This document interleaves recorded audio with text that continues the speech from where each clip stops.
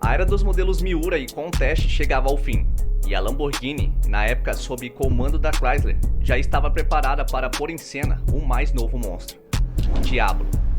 Esse touro é a definição perfeita de tiro certeiro.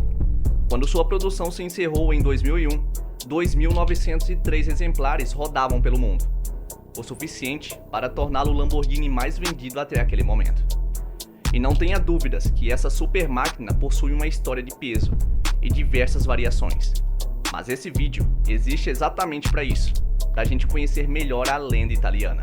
Então deixa o gostei para dar uma força monstra ao meu trabalho, se acomoda aí e bora!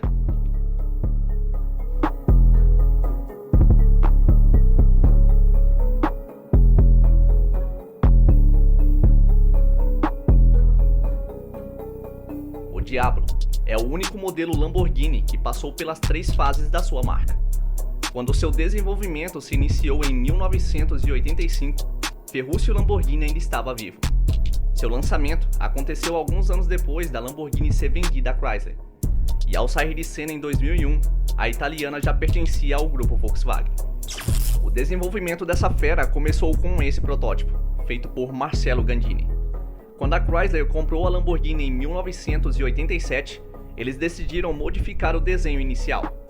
Gandini não gostou nada dessa decisão dos americanos, e mais tarde acabou criando o Cizeta Moroder V16T, com base no protótipo do Diablo, que por uma série de motivos fracassou totalmente.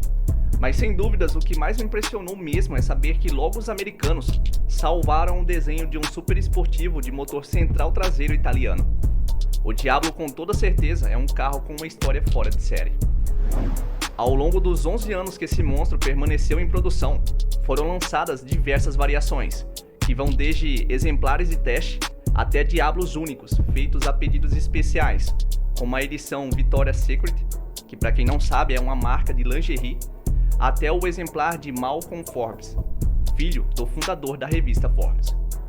Vale destacar a versão VT, que não quer dizer viatura, e sim Visc Extraction. Esse sistema, emprestado do Lamborghini LM002, fazia a transferência de 25% da força gerada pelo V12 para as rodas dianteiras, tornando essa a primeira versão a ser equipada com tração integral nas 4 rodas. Em 1993, a Lamborghini completava 30 anos de sua fundação. Para comemorar, ela criou o Diablo SE30, que naquele momento era o carro mais rápido que ela havia produzido. Mas ele acabou perdendo esse posto 2 anos depois para o SE30J. Essa versão existiu por resultado de alguns kits de performance desenvolvidos pela própria Lamborghini. E o J faz referência a um único Miura J feito no ano de 1970. O Diablo GT, GTR, GT1, VT6.0 e VT6.0 SE são os únicos a terem sido equipados com um V12 aspirado de 6 litros.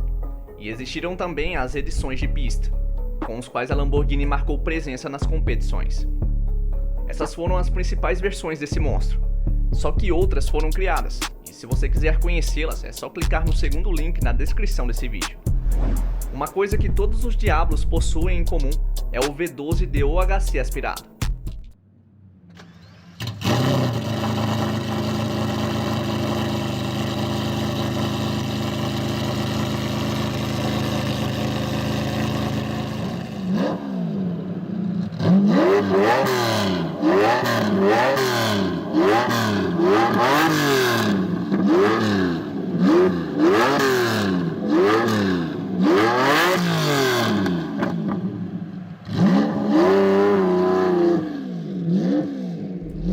Esse monstro permitiu uma máxima partindo de 328 km por hora no primeiro Diablo, até 339 no SE30J, o mais extremo de todos.